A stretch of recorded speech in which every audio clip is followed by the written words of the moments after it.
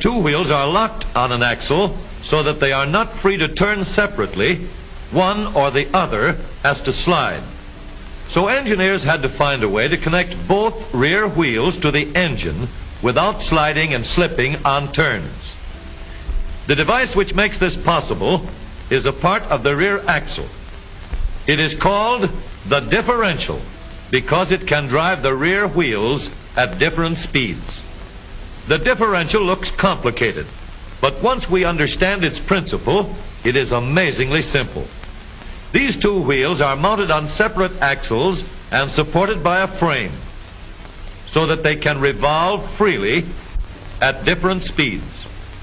Let's fasten a spoke on the inner end of each axle so that by turning the spokes, we can turn each wheel separately. With a bar or crosspiece, we can turn both wheels in the same direction at the same rate of speed. Let's get something to hold this bar in place so that it will press against the spokes. Notice that this support is not locked to the axle. It turns freely. Now we can spin the wheels by rotating the support. This is fine as long as both wheels are able to turn at the same speed. But let's see what happens when we go around the corner. With this arrangement, we cannot drive one wheel faster than the other. And if we stop one wheel, the other wheel won't budge. Let's put this bar on a pivot so that it can swing in either direction.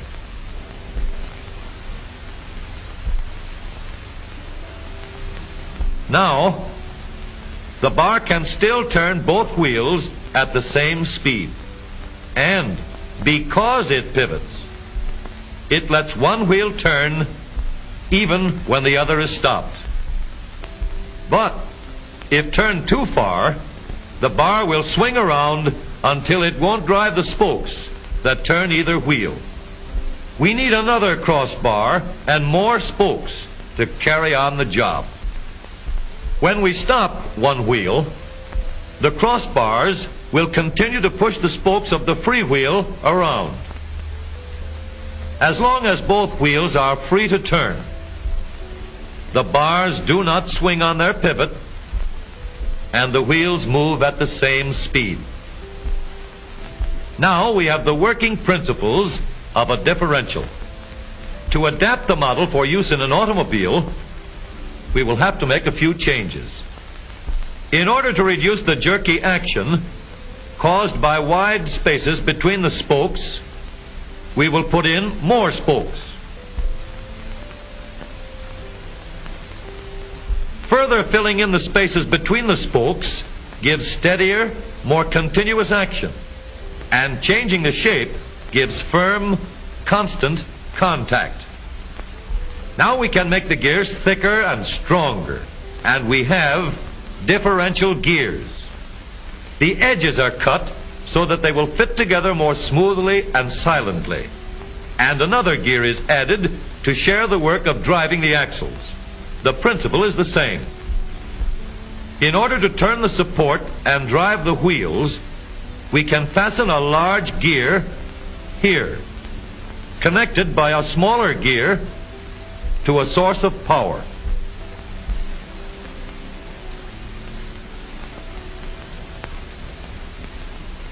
Notice that the power is connected to the differential at the center line.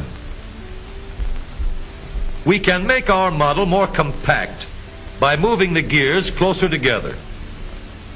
When we put our differential in an automobile, we have to leave room for the drive shaft, which carries the power from the engine.